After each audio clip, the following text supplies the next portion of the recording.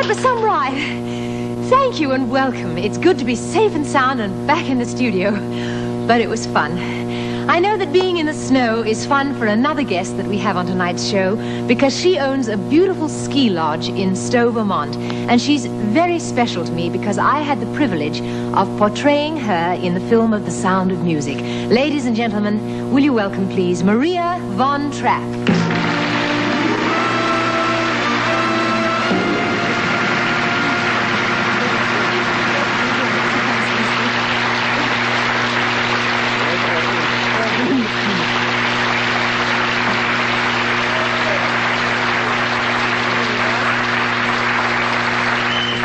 Maria, thank you for coming to see us all the way from Vermont. You know, it's wonderful. This is a heat wave for me. Oh, yes? When I left yesterday, it was 28 below zero. Oh, you must have been frozen, right? Well, I'm thawing. Maria, there's something that I've always wanted to ask you. Now, you know, I played you in the picture, and you are you, and I am me, and since you are you, and I was you, and, well, since you're here, and I'm here, and I was you, I want to know, how was I? Huh? How was you? Yes, well, as you. You were absolutely wonderful. But... Oh. But what? Remember that yodeling in the little gutter? Yes. You know, Julie, there is yodeling and yodeling. I was only yodeling. I see. Is there anything we can do about that? Would you be interested if I show you a tiny little, genuine little Austrian yodeler? Yes, I mean, even after the fact, it's better to learn how to yodel properly, right? The two of us. All right, yep. Teach me. Tri-I-ho-e, yodel-dee-yo. Tri-I-ho-e, yodel-dee-yo. Try. Tri-I-ho-e, yodel-dee-yo. Tri-I-yodel-dee-yo. And I should sing that, right? Yeah, please. Okay. It seems to help clearing the throat.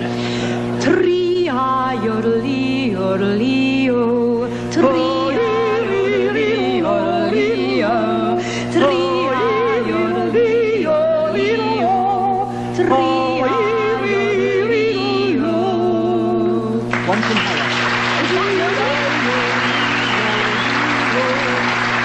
All right, I'll go. Tri-I-yodel-dee-yodel-dee-yo. Tri-I-yodel-dee-yodel-dee-yo. We'll be back as soon as I get this right.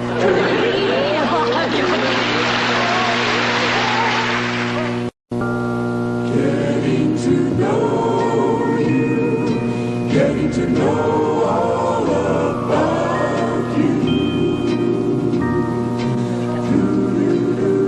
Maria, at the end of the film of The Sound of Music, I was climbing up the mountain to freedom with the Baron and the children, and of course the director yelled cut, and I want to know what happened to you after that.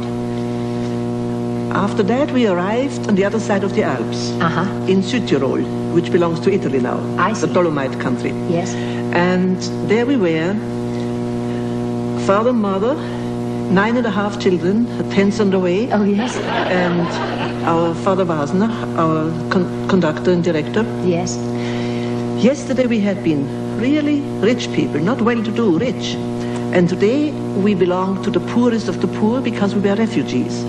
A refugee not only has no money, he also has no right.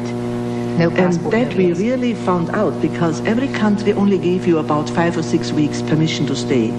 And so we had to wind our way over Europe from Italy to France, from France to Belgium, from Belgium to Holland, from Holland to Denmark.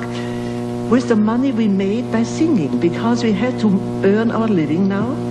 And the only thing we could do well was singing. And so we turned a hobby into making our living. At first we sang for birthday parties or for church or for a hot meal or for staying overnight. And then slowly we built up a reputation, and then usually it was time to go to the next country and start all over again. Finally we came to Norway, and there we were very lucky. We got, what do you say, seats on a boat? Yes. No, a passage on a boat, I guess. Passage on a boat? Yes. For the 11.5 of us. And it was on the way to America. It must have been the first cousin of Noah's Ark. because it took 22 days to get there. Oh, my goodness. But that was lucky for me because my husband, on the very first day, informed me that people nowadays talk English in America. And then he, on the line of helping me, he said, nothing to it, you can learn English in 24 hours. All you do is learn 1/24th every hour. So he taught me one sentence. He said, in order to pronounce a WH, which is a sound we don't have in German, Yes. I have to blow myself up. And then he taught me to say, if I want to know the name of a thing, what is this? So I walked all over board ship and I asked everybody English speaking with a pencil and pad, what is this and this? And I wrote it down in my own phonetic spelling. And on the third day, a young doctor came and said, lady, you'll never learn English that way. By learning words, you have to learn phrases. Like, for instance, if somebody is very nervous and you want to calm him down, just say. Or if somebody is in a room and you want him to leave quickly, just say. Okay, so I learned phrases. And a very short time after we were on our first American concert tour, outside of Chicago, we were in a small college which was run by sisters. And there was a tiny Reverend Mother, and she was walking up and down backstage, and she looked so nervous and so flushed. And in that moment I remembered, somebody is nervous. So I walked over and I said, Reverend Mother, please keep your shirt on. She did. And a few days later, we were singing in a big town south of Chicago, and it was a Sunday afternoon concert. And the bishop was there. And afterwards the bishop invited us for dinner at the bishop's house. And after that dinner, the bishop and I met at the door. And the bishop motioned me to go first, and of course I knew better, so I motioned him to go first. And for a little while, silently, we motioned. Until I suddenly remembered if someone is in the room and you want him to get out quickly. So I looked up. The bishop was 6'6". And I was drenched in respect when I said, please, Bishop, scram.